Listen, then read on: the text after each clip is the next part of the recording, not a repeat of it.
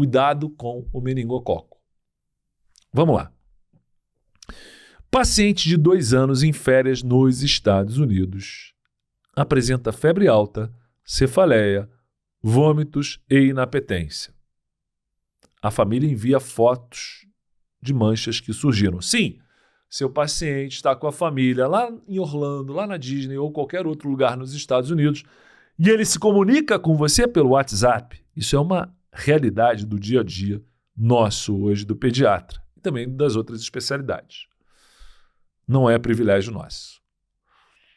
E a queixa é febre alta, cefaleia, vômitos, que já nos deixaria discretamente preocupados, só que a família envia foto com petecas nos membros inferiores. O que você faz imediatamente? Procure o hospital. Você manda essa mensagem porque você tem muita preocupação quanto a uma meningococcemia, por exemplo. E a sua sugestão é prontamente acatada. A família vai ao hospital e lá chegando, diante realmente de uma suspeita de meningite, a criança inclusive tinha rigidez de nuca, uma criança de 2 anos, fez exames que foram exame de sangue, PCR muito alto, VHS elevado, leucocitose, desvio para a esquerda, tomografia, punção lombar. Punção lombar mostrando um líquor turvo, com aumento de células, aumento de proteínas, alteração na glicose, e é feito um diagnóstico de meningite meningocócica pelo GRAM. Surpreende o fato de que a criança não fez as doses contra o meningococo de vacina contra apenas o meningo C. Ela seguiu a sua orientação em relação, uma das suas orientações em relação à vacinação, porque foram várias, ela seguiu a orientação quanto a substituir a vacina do meningococo C pela vacina ACWY.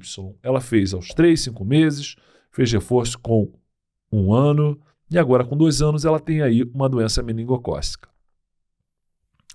Muito bem, já dei o diagnóstico, mas eu tenho perguntas em relação a esse caso, são várias. Primeira pergunta, o GRAM do líquor, o que ele revelou para a gente dizer que é uma infecção meningocócica? Descreva o líquor em relação à celularidade, proteína e glicose. Terceira pergunta, que exame de sangue complementar deve ser colhido junto ao líquor? Que é importante na interpretação do líquor. Como explicar a infecção em uma criança vacinada? Qual é o provável antibiótico prescrito? Mais um detalhe. A mãe, pelo WhatsApp, te explica que foi feito o diagnóstico de meningite, começado o antibiótico e feito corticoide. Você pergunta qual corticoide, porque se foi dexametasona, a justificativa para o uso é uma, se foi hidrocortisona é outra. Mais uma pergunta. Que deficiência imunológica, qual é a alteração imunológica, o déficit imunológico que algumas pessoas apresentam que facilita uma infecção mais grave pelo meningococo? Qual imunobiológico pode, como efeito colateral, abrir espaço para uma meningococcemia fulminante? Como deve ser a profilaxia dos contactantes? Muitas e muitas perguntas. Vamos lá para cima. Doença meningocócica. Diagnóstico definitivo é pela cultura, mas o GRAM já apontou para a doença meningocócica. Por quê? Mostrou um diplococo Gram negativo. Como é que é o líquor na meningite bacteriana? Vamos lá. Célula aumentada, 500 a 2.000 células, 300 a 2.000 células, predominando polimorfonucleares. Proteína está aumentada na meningite bacteriana, de 100 a 500, quando o normal é até 45 mg por decilitro. E a glicose está abaixo da metade da glicemia. Opa, já respondi a terceira pergunta. Qual é o exame de sangue complementar que deve ser colhido junto ao líquor? É obrigatório eu colher uma glicemia concomitante à punção lombar, à coleta de líquor. Por quê? Porque a glicose do líquor, na meningite bacteriana, ele está abaixo da glicemia. Mas qual é a glicemia do paciente? Ele pode estar com uma glicemia de 300, porque é diabético, por causa do estresse. E aí, ele pode estar com uma glicorraquia aparentemente normal, só que é menos da metade da glicemia, o que já indica alteração. Se a glicemia for normal, se a glicemia for normal, uma glicorraquia, uma glicose do líquor abaixo de 40, é uma hipoglicorraquia, que é o que eu vejo na meningite bacteriana. Então, na meningite bacteriana, aumento de células, muito mais do que 5 células, 300 a 2.000 com predomínio de polimorfo, proteína muito aumentada e glicorraquia baixa. Agora, uma pergunta que não quer calar. Essa criança fez a vacina CWY. Como é que ela está com meningite meningocócica? Será que a vacina não funcionou? Sim ou não? Manda lá no chat. Não funcionou? Não é isso. A vacina contra o meningococo, conjugada com componente proteico, ela é extremamente eficaz. Inclusive, a CWY protege contra o sorogrupo A, CWY.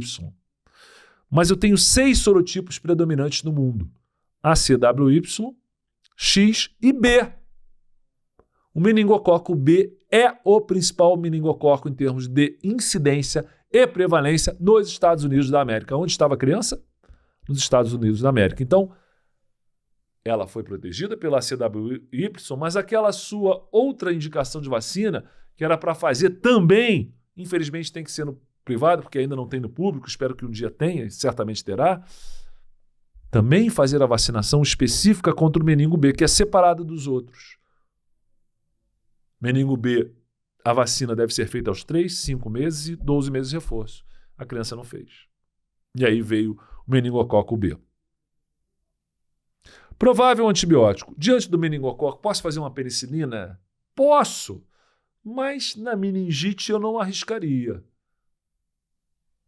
Faria uma ceftriaxona pelo menos. Boa penetração no sistema nervoso central, boa ação contra o meningococo. A mãe lhe disse que, além do antibiótico, foi feito corticoide. Digamos que o corticoide tenha sido a dexametasona.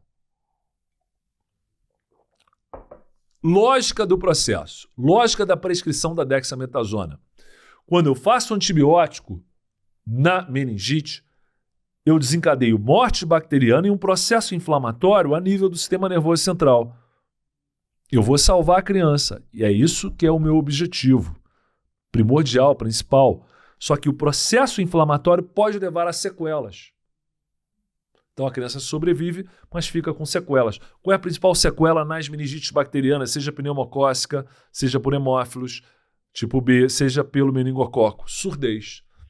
Se mostrou em trabalhos com meningite por hemófilos, porque a meningite por hemófilos antes da vacina era muito incidente e prevalente, então muitos trabalhos em meningite em criança foram feitos utilizando como base o principal agente infeccioso na ocasião pré-vacina, que era o hemófilos. Foi mostrado nas meningites por hemófilos que o uso de um corticoide com potente ação anti-inflamatória como a dexametasona, que praticamente não tem efeito mineralocorticoide, só anti-inflamatório, o uso da dexametasona nesses pacientes, no início do tratamento, muita gente fala, faz um pouquinho antes do antibiótico, mas pode ser logo no início do antibiótico ou um pouco antes. Mas pode ser concomitante, tudo bem. O uso do anti-inflamatório, do corticoide, atenua a resposta inflamatória, diminuindo essa sequela de surdez. Olha que interessante. Isso no hemófilos ficou comprovado. Então, por associação, numa meningite pelo pneumococo ou pelo meningo, também se procede da mesma maneira. Mas digamos que a mãe tenha te falado pelo WhatsApp que o corticoide prescrito foi hidrocortisona. Aí eu já penso em outra situação. Uma meningococcemia levando a uma falência suprarrenal. A principal causa infecciosa adquirida de falência suprarrenal atualmente, já foi a tuberculose, atualmente é a infecção meningocócica disseminada, levando a hemorragia de suprarrenal e falência de suprarrenal. De maneira que eu tenho que repor, inclusive mineralocorticoide, para tirar o paciente do choque. Esse paciente não responde a volume, nem a aminas somadas a volume para sair do choque. Ele precisa do mineralocorticoide. E aí eu faço hidrocortisona, que não só tem um papel anti-inflamatório, como também glicocorticoide, como também mineralocorticoide. E detalhe, parênteses, curiosidade, é que essa falência suprarrenal na meningococcemia tem o nome de uma síndrome, que é a síndrome de Waterhouse-Friderichsen. Famoso Frederico Caixa d'Água. Waterhouse-Friderichsen. Brincadeira. Waterhouse-Friderichsen. Acontece na meningococcemia e exige a reposição de corticoide para tirar do choque. Nesse caso, hidrocortisona. Próxima pergunta. Qual deficiência imunológica permite ou abre porta para que o meningococo seja extremamente grave nesse paciente específico? Deficiência de complemento. O complemento é a chave na proteção contra o meningococo. Se o indivíduo tem uma imunodeficiência caracterizada por redução de complemento ou hipoatividade do complemento, na meningococcemia ele irá sofrer mais, com mais risco, por exemplo, daquela púrpura fulminans, com perda de extremidades, por necrose, por tromboembolismo séptico, uma coisa terrível. E aí, qual imunobiológico pode facilitar casos fulminantes? O eculizumab, porque o eculizumab, usado por reumatologistas, nefrologistas e etc., tem o papel de funcionar contra o complemento em pacientes com doenças autoimunes. Só que reduzindo o complemento, aumenta o risco de uma infecção meningocócica grave em um paciente que esteja usando um anticomplemento, que é o eculizumab. Fique atento a esse detalhe. E a profilaxia dos contactantes próximos, questão comum de prova, né? Rifampicina, a cada 12 horas por 48 horas. É uma opção. Outra opção, dose única de ceftriaxona. Outra opção, ciprofloxacina. Só que a gente vai reservar quinolona para adolescentes e adultos. Então, 3 opções, rifampicina, ceftriaxona, quinolona. Sendo que desses 3, embora de uso corriqueiro para esse objetivo de profilaxia de contactantes de meningococo, a rifampicina tem uma falha de 15% em erradicar o meningococo, por exemplo, de uma orofaringe de um contactante. Tá? Então, fechamos muito bem o primeiro caso. Com 9 perguntas. Quer fazer 10? Vamos lá. Que agente infeccioso causador de meningite não demanda profilaxia dos contactantes? 3 agentes principais causam meningite bacteriana quando a gente está além da fase neonatal. Que na fase neonatal é lá o estrépito do grupo B, é a Escherichia coli, por aí vai. Mas vamos lá. Na criança maior, pneumococo, hemófilos e meningococo.